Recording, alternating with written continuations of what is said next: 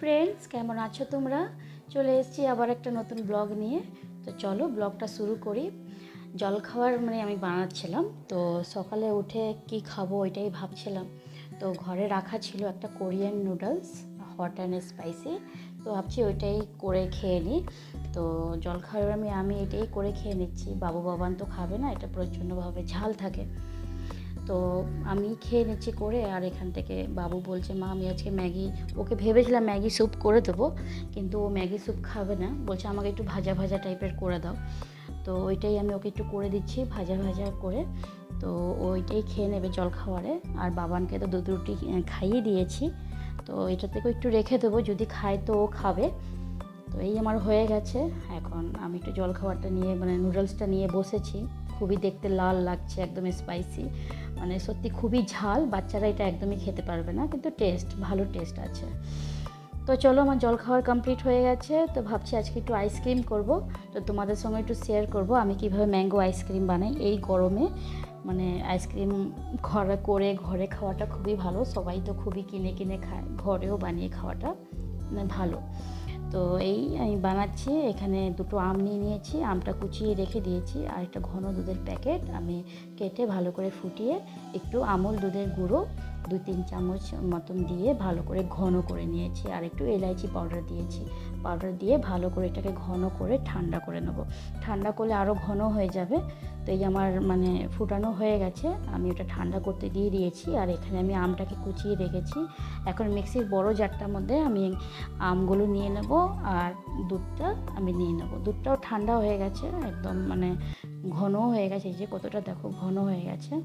তো এখন এই দুধটা আমি ওই মধ্যে দিয়ে দেবো, দিয়ে একটু চিনি দিয়ে ভালো করে একটু ব্লেন্ড করে নেব। এই যে একটু চিনি দিয়ে দিচ্ছি, চিনি দিয়ে এটাকে ভালো করে আমি ব্লেন্ড করে নেব। এখন এই যে আমার হয়ে গেছে ব্লেন্ড করা। তো আইসক্রিম ঘরে একবার বানিয়ে তোমরা খেয়ে দেখতে পারো, খুবই ভালো লাগে। দোকানের থেকে আমার মনে হয় ঘরের আইসক্রিমটা আরও বেশি বেটার হয়। তো আমি এই আইসক্রিম মেকারটার মধ্যেই জমাবো। তো এখন আমি এটাতে দিয়ে দেবো, একটু সব এক এক করে এটাতে ভরে নেব। এগুলো আমি ভরে নিয়েছি, এই যে সবটাতে ভরে নিয়েছি। এখন ঢাকনগুলো এটাতে আটকে আমি ডিপ ফ্রিজে একদম 6-7 ঘন্টার মতন রেখে দেবো। এক এক করে সবের ঢাকনগুলো আটকে দেবো, আটকে আমি 6-7 ঘন্টার মতন একদম ডিপ ফ্রিজে রেখে দেবো। আর যেন অনেকটা কোয়ান্টিটিতে হয়েছে, বেশ কিছুটা হয়েছে। তো এটাতেও ভরেও অনেকটা রয়ে গেছে। তো ভাবছি কিসে আমি ভরবো। তো 2-3টা কাপ নিয়ে নিয়েছি, কাপগুলোর মধ্যে আমি ভরে নিয়েছি। তো যে খাবে চামচ দিয়ে ইজিলিভাবে খাওয়া যাবে, কোনো অসুবিধা নেই। এই কাপের মধ্যে দিয়ে দিয়েছি। এখন চলো এগুলো আমি ডিপ ফ্রিজে রেখে দিই। এই যে ডিপ ফ্রিজে এখন রেখে দেবো, এখন একদম 6-7 ঘন্টার মতন রেখে দেবো। তাহলে এগুলো এখন ডিপ ফ্রিজে থাক। আবার যখন আমি বার করব তোমাদের সঙ্গে শেয়ার করব আর রিভিউ দেব কেমন হয়েছে। তো চলো এখন 7 ঘন্টার মতন থাক। তো চলো আমি আইসক্রিমটা বসিয়ে এখন দুপুরে রান্নাবান্নাগুলো সেরে নিয়েছি। তো এখন দুপুরে আজকে রান্নার মধ্যে হয়েছে বিরিয়ানি, একদম প্লেন বিরিয়ানি করেছি, আর কিছু করিনি এর সঙ্গে। তো চিকেন বিরিয়ানি করে নিয়েছি। তো বাবানকে এখন আমরা খাবার দেবো। তো ও তো আমি বিরিয়ানিটাকে মিক্স করিনি, ওরা একটু সাদা চালটাই ভালোবাসে। তো একটু উপর থেকে আমি চিকেন বার করে ওদেরকে দিয়েছি।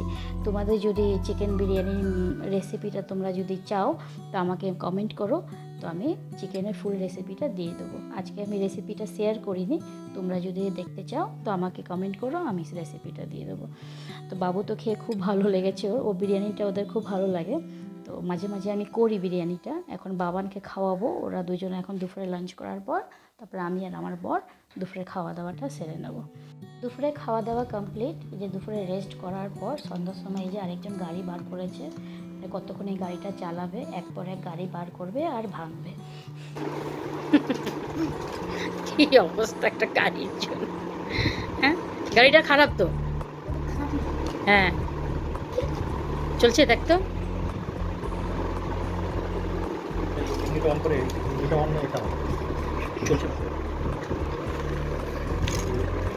এখন এই গাড়ি নিয়েই থাকবে, যত অব্দি এই গাড়িটা ভাঙবে না অত অব্দি ওর শান্তি নেই।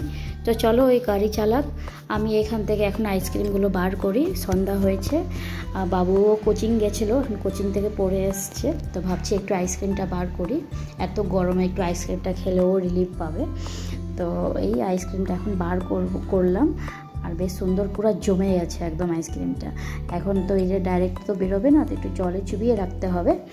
জলে বেশিক্ষণ মানে চুবিয়ে রাখলে কি ভালো মতন বেরিয়ে যায়। তো এটা এখন বার করব আমি। তো এই যে দেখো কি সুন্দর বেরিয়ে গেছে। তো এখন ওদেরকে দেব, দেখি কেমন হয়েছে, ওদের থেকে জিজ্ঞাসা করব ভালো হয়েছে কিনা। তো চলো দেখি।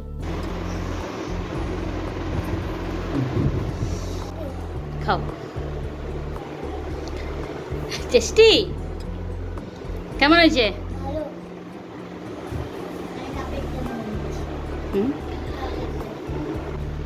কেমন হয়েছে? খুব টেস্টি।